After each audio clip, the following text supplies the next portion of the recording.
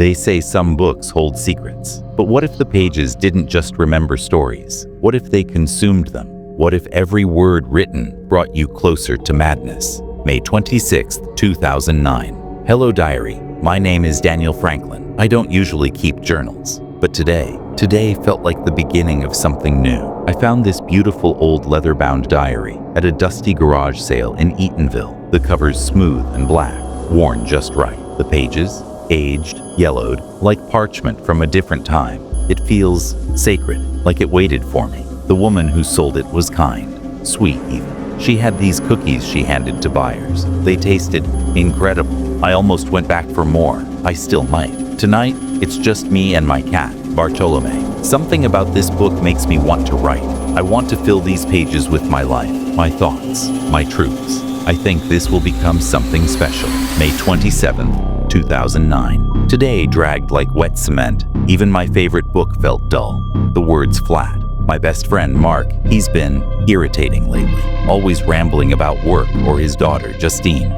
He's become white noise, disposable noise. Ashley, with her parade of pet names for whichever boyfriend she's toting around this week. Stuart, going on about aliens and ghosts. I used to find it amusing. Now it's a chorus I can't stand. Is it wrong to feel like people are just meat soups, wasting breath? What am I saying? These are my friends. What the hell is happening to me? I visited the old woman again, Susan Anderson. She invited me in. Tea and more cookies. Her house is a museum, relics from another era, glass bottles, rusted keys, odd paintings. Her family's all gone, she told me, dead or disappeared. Yet she smiles, like she knows something I don't. May 28th, 2009, 3:17 a.m. I can't sleep.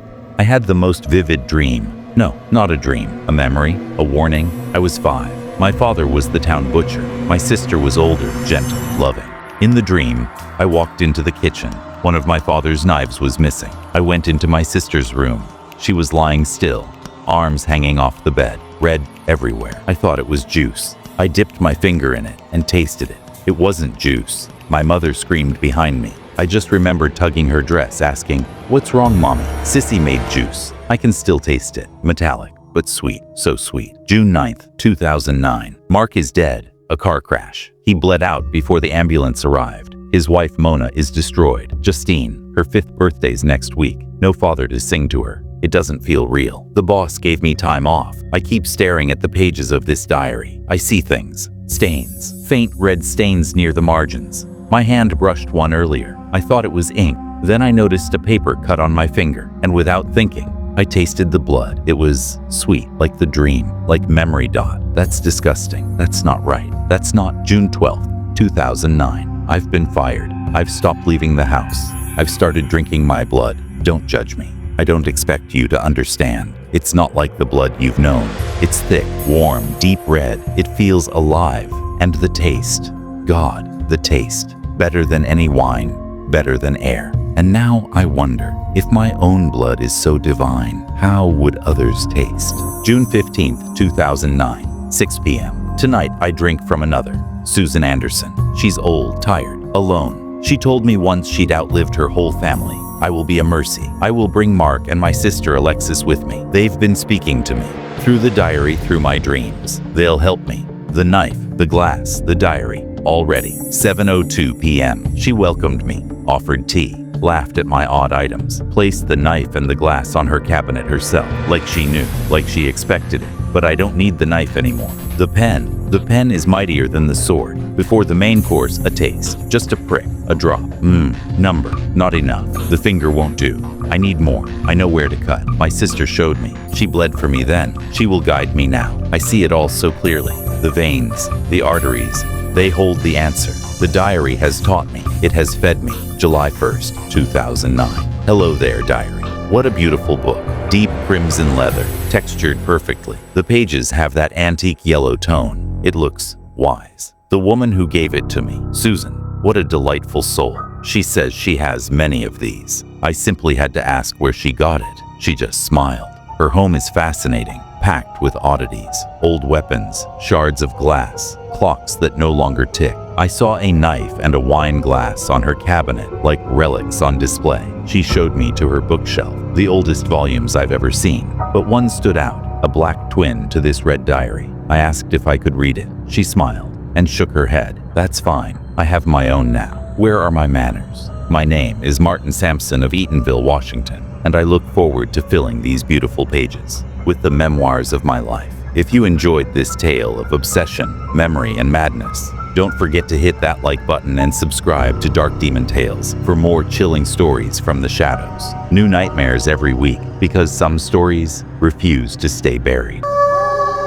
They say justice is blind, but sometimes it turns its back completely. And when that happens, some of us don't just seek justice, we summon it, even if it comes from the other side. This is the story of Beatrice, a child who believed in fairy tales, and the monster who broke her. We didn't bring her back to heal, we brought her back to destroy. We were all there the day he walked free. Me, Kent, Bonnie, Simon, Nora, Anthony, Dustin, Patrick, and Darlene. No one brought their kids. That was Nora's idea. And she was right, because this wasn't for them. This was for her, Beatrice. Patrick insisted we come to show him we didn't forget. We stood outside the prison gates, like ghosts waiting for judgment. Then he stepped out, Chad Lamb, still wearing that smug, sleazy smile, the kind that used to charm PTA moms, the kind that made kids feel safe. Now, it made my skin crawl. He spotted us. Dustin raised 2 fingers in a sarcastic salute. Darlene dragged her thumb across her neck. His smile twitched. Not gone, but cracked. He wasn't scared. Not yet, but he felt something. When he disappeared into the van, Nora said just 3 words. It's time. Her shop. The nightmares started 3 years after Lamb's arrest. Children waking up screaming, terrified of school, of him. He was young, cool, helpful, coached soccer, played guitar. But kids knew. Yuan was the first to speak. Then came Stan, Violet, the twins, each story darker than the last. And then Beatrice. She used to draw fairies in chalk, gave everyone cards on Valentine's Day, until she stopped speaking. Then she stopped breathing, hanging in her closet. No note, just a crumpled news clipping in her hand. That's when we knew she was a message, and we had to answer. The shop didn't have a name, just a jade green door with entrance carved in bone. A boy opened it, yellow eyes, sharp teeth, voice like honey over glass. You're here for her. Finally, he led us to the bone woman, a witch, a demon, something older. She hated predators, especially the kind who wore smiles and suits. She held the Caligo Veneficus, the Book of Angry Dead. You all want her back? We nodded. Nora placed Beatrice's necklace on the altar. The bone woman traced the chain. She'll come, but what returns will not be your daughter. We know, I said. The ritual began. Rust, roses, blood, dirt, hair, Latin chants. A bubbling cauldron with no fire. Lavender smoke. Then Beatrice's scream. Older, hungrier. She remembers, the bone woman said. She is no longer yours. She is the reckoning. From the ground she rose. Fingers cracked. Skin peeled.